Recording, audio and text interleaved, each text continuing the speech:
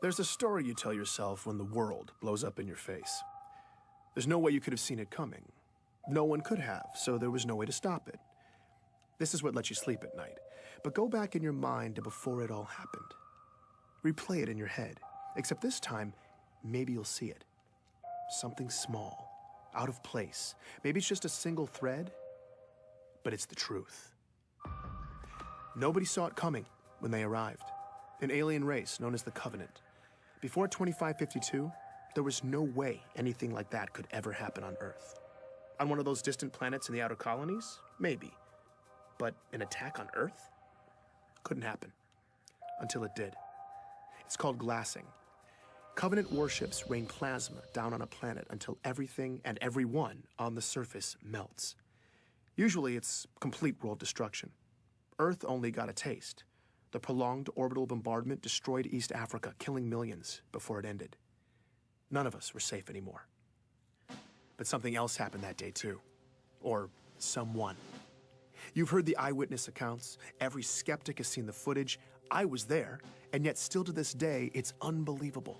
A massive man in green armor appeared seemingly out of nowhere in New Mombasa, performed superhuman feats to single-handedly repel a global invasion, and then disappeared? This was the Master Chief.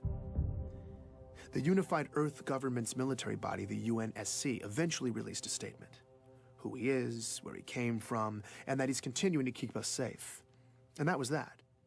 But who is the Master Chief? Where did he come from? Is he continuing to keep us safe? I'm Benjamin Giroux, and this is Hunt the Truth.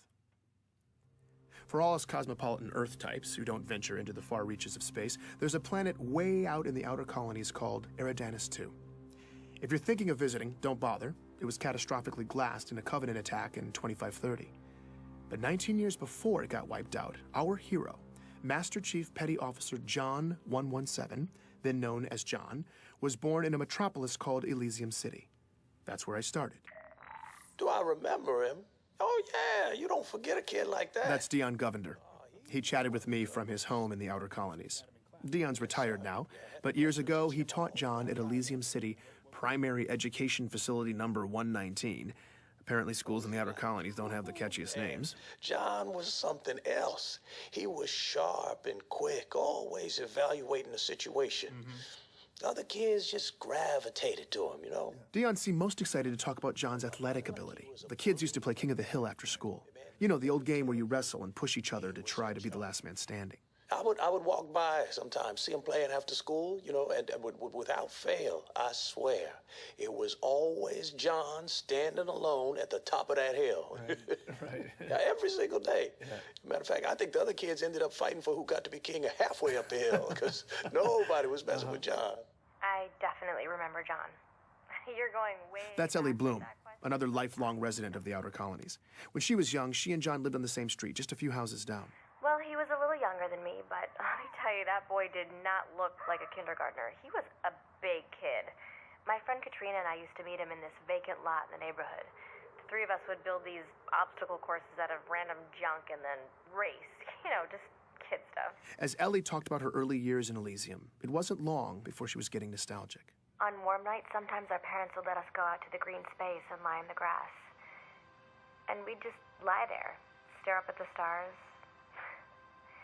It was a nice place to grow up. Finding Ellie was a huge win for me. When a planet's been glassed, tracking down former residents can be damn near impossible. Any records kept locally, paper, hardened data storage, even human memories, after a full-scale glassing, they're just gone. Thankfully, though, the Office of Naval Intelligence, or ONI, had furnished me with a list of interviewees. That's how I'd gotten Dion. But I wanted to go the extra mile with this story. So I'd hit up some of my old connections in the outer colonies looking for more sources. Ellie was my only hit so far. Did you keep in touch with John? No, I wasn't allowed to use Waypoint much when I was little. But I did keep in touch with Katrina. We still talk, actually. You know, she probably remembers John. I'm gonna tell her I talked to you. Wait, what was this for again? It's a military thing? Oh, no, John is the Master Chief. What? Yeah, John became the Master Chief. Like the Master Chief? Yep. Are you serious? I'm not kidding you. I'm telling My you. God, that's crazy. Ellie lost her mind for a few minutes. I guess it's not every day you find out that your childhood playmate saved the galaxy. Oh my God, now I'm definitely telling Katrina. I mean, she is gonna freak out. All right, so maybe Ellie wasn't going to be much help. I needed more of the young warrior angle. Here's Dion again. The boxing story. No, what's that? Okay, so. Not yet. I taught the primary kids, right? But I also ran this boxing league at the high school. Uh-huh. Now, second week, we're doing drills in the gym. John walks in. Yeah. Now, mind you, John is in 6th grade at the time. I say, hey, John, what's up? He says, I want to sign up for boxing. And I say, John, you're 12. What are you talking about? But John was adamant. But I look at him and he ain't leaving. Right. So I said, okay, what the hell? Figure let it be a formative lesson for the kid. I don't know what it, so I put him in the ring with one of the smaller guys. John pummeled this boy. It was over in about 15 seconds, okay? So, well, all right. Well, I put him in with this bruiser. Now, a real good fighter. Yeah. Okay? Good fighter. 2 punches. John laid him out. 12 years old. I liked talking to Dion. He was warm and funny in that grandfatherly memory lane kind of way. I realized I'd gotten lost in it all when the narrative took a dark turn. But then, one week, John just didn't show up. It was 25-24. John was 13. That's when the nightmare of the insurrection that had been plaguing the outer colonies finally landed on John's community. Under pressure from UNSC troops, the rebels were on their last leg, desperately seizing territory in the region and launching paranoid inquisitions to find spies. Civilian abductions and interrogations became commonplace. They would just, question you. Just these meaningless questions for hours and hours. Thomas Wu was living on a neighboring colony when the rebels showed up and hit hard, sweeping up Thomas and thousands of others in raids. What followed was months of horribly overcrowded detainment, neglect, and often constant questioning. Did you know this guy? What are the encryption codes for this system, that system? And you have no idea what they're even asking you. In the final couple months, Thomas says his captors started coming unhinged, and then toward the end, they just disappeared, leaving Thomas and hundreds of others locked up, starving. I don't want to play this part of the interview, but I'll tell you, it got bad. He talks about being packed in like sardines, warm bodies, cold bodies, people dying in the dark, the smell. He doesn't know how long it lasted, maybe weeks, but Thomas and many others survived. They made it out. Well, we helped each other. We looked out for each other. And I mean that was the only way. We made it through to the liberation, and then we left. We never looked back. When I asked him where the survivors relocated to, Thomas began to list off which cities were safe for refugees at the time. Decades later, he can still recite them all from memory. I asked about John's hometown. Perth City. What about Elysium City? No. Insurrectionist cesspool. Yeah, no, they got it bad there. Dion Govender confirms this. In Elysium City, people just disappeared back then. Just happened. Once the insurrectionists took over, whole neighborhoods just got scooped up. This went on for months. He talks about watching his community get torn apart slowly, every day.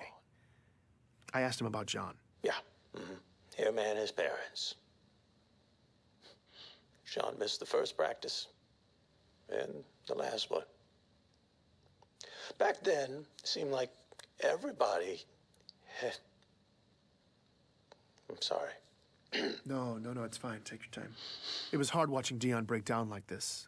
He just looked defeated. These kinds of interviews are brutal. I wanted to comfort him, but it just felt condescending. Like I have any idea what it was like for him. So we were quiet for a bit. Before we ended, though, he said this. I think that if anything good can be said to have come from all of this, it's that Everyone who went through it can know that their struggle wasn't for nothing.